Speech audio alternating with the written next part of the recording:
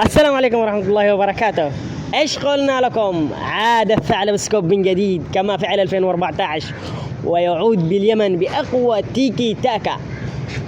أكيد بنعذره بالوصف حقه لنا بالتيك توك، لأن هذه كانت أعتقد 100% منه خطة إنه يوهم المنتخبات إنه اليمن ضعيف جدا للمنافسة هذه، عشان إنه يدخل دخلة مفاجئة.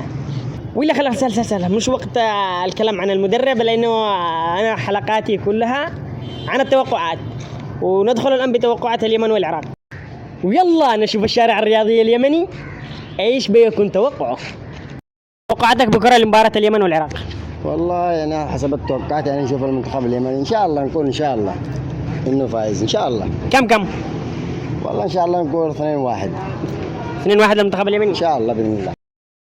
المباراة يعني بتكون احتمال تعادل، احتمال بتكون 1-1 أو 2-2. وبس المشكلة احنا مش في التعادل أو في الهزيمة، أو هم قدهم خسرانين. احنا خسرانين. أيوة خرجنا يعني. أيوة كده احنا خسرانين. المهم نسيهم يلعبوا لعب، يعني يقطعون قطعت، يعني كيف الواحد يشيل اللاعب من تحت لو ما خليه يعمل 4 لاعب كذا. فهمت؟ ليش؟ يدخلوا لهم لعب يورونا كيف اللعب. يا أخي حرام عليك، تعب أنا أخي، أنا تعب. طيب توقعاتكم بكره لمباراة اليمن والعراق، مين بيفوز؟ العراق كم؟ 2-1.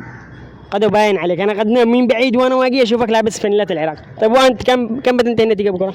3-1 لمن؟ اليمن. وانت؟ التعادل تنتهي. كم؟ 1-1. 1-1 ان شاء الله. إذا يعني غير المدرب الحارس بيفوز اليمن. لا اكيد الحارس ان شاء الله محمد امان ذي المره، ما عاد شيء. إن شاء الله اليمن بيفوز. إن لو اهتزمنا بنطلع برا خسارة والله. هزيمه ولا فوز؟ احنا برا والله برا، ولو يشرفوا احنا بفوز إن شاء الله. ان شاء الله بإذن الله. بكره بتلعب اليمن والعراق، وانا شي توقعك كم بتنتهي النتيجه غدا؟ إن شاء الله اليمن تفوز على العراق 1-0. 1-0 على ما. وانت؟ إن شاء الله اليمن تفوز على العراق. كم؟ 3-0. 3-0. هذا مندهش. 3-0. لعلمك اللاعبين مش كلهم طوال مثلك. حقا اللاعبين قصار. ما ضروري يا ابو جهدام. ايوه صح، اقل شيء 2 حتى. ان شاء الله يا ابو جهدام. ان شاء الله يا ابو جهدام يفوزوا بكره ان شاء الله.